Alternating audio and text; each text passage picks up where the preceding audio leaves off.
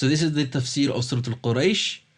It was revealed in Mecca, and it's so closely linked to Surah Fil that the only thing that separates it really is the Bismillahir Rahmanir Rahim said before Surah Quraysh.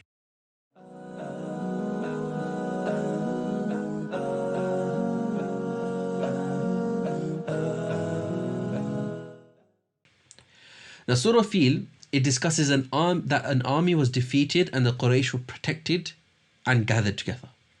Surah Quraysh, here the Quraysh are united, i.e. gathered together, and they're brought into safety in their city. So it's like it is a continuation of the story.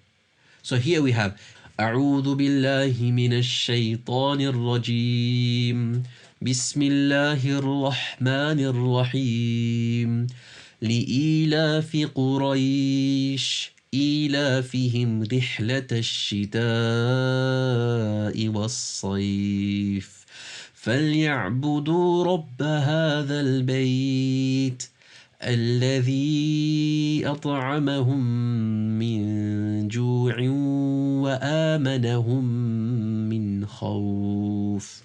To make the Quraysh feel secure in the winter and summer journeys, so let them worship the Lord of this house who provides them with food and wards of hunger and safety to ward off fear. Here we have the word ilaf. Ilaf here is to unite together and bring about safety. Now if you look at the word before ilaf, or the letter before ilaf, it's li, lam kasra, li ila fi Quraysh. Now when I say something in a sense of I did something for you, the question there is, what did you do for me? So if something's done for Quraysh, what was done for Quraysh? And there are three reasons that are given in Ma'arif al-Quran. One is the li is taking it back to Surah al-Fil. All of that event happened for the Quraysh, for the safety and security of Quraysh. Another one is إِيلَافِهِمْ رِحْلَةَ الشِّتَاءِ وَالصَّيْفِ. That journey that you have in the winter and the summer is what is done for you. So another one is the reason is to why they should worship the Lord of the house. So let them worship فَلْيَعْبُدُوا رَبَّ هَذَا الْبَيْتِ. So لِإِيلَافِ قُرَيْشٍ, Allah is given so that they may worship Allah subhanahu wa ta'ala, the Lord of that house. So those are the three reasons given. Now the caravan journey, they would go to Yemen down south in the winter, and in the summer they would go up north to Ash-Sham. And they were given such security because of the incident of the Fil that everybody had respect for them. That they were people in the middle of the desert. They were also people that were recipient of Ibrahim alayhi salam's dua. So when Ibrahim alayhi salam and Ismail alayhi salam, when they constructed the Kaaba, when the Kaaba was constructed, they made dua, make this a land of safety and feed the people from its fruits. And so the people of Quraysh, they were given this safe journey, north and south, to prosper in trade. And they really did prosper, to the extent that other tribes would feel safe just by joining up with them. And all this, that it was very common to have highway robbers. Now what was their highway? Their highway was traveling in a group, north and south. It was very common that a group would get robbed. But Quraysh were given such a ranking, such protection, such a ni'mah of Allah subhanahu wa ta'ala that they were safe. North or south they went, wherever they went, they were safe.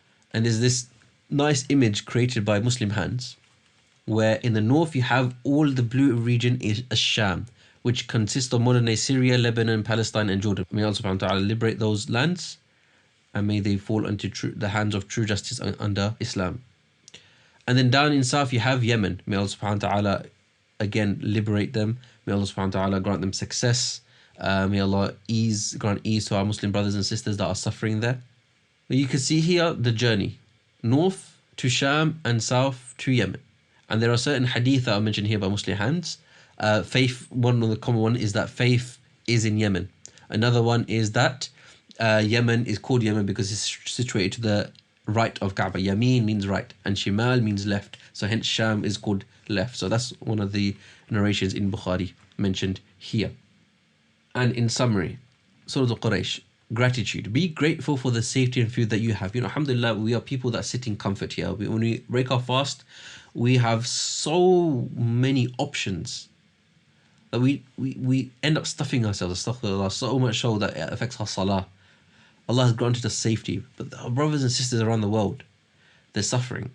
So when you make that dua during iftar, when you make dua after salah, when you make dua in the time when the hour in which dua is accepted, make dua for our brothers in Syria, in Yemen, in Palestine. These places are constantly under threat. That you see our older mothers being attacked in Masjid al-Aqsa, in Yemen, the airstrikes that are happening in Sham, what's happening to the brothers and sisters in Syria, and has been going on for years and years and years. So have gratitude for what you have, and also let it lead to more worship. And worship will be your salah, your dua. Be grateful, thank Allah. If you are grateful and to Allah subhanahu wa ta'ala, to thank Allah, be grateful to Him by worshipping Allah, and Allah will increase it for you. But if you are neglectful of those, and you say, oh, it's from my own working, my own self, I did this, then that's not a good thing to say. Count your blessings.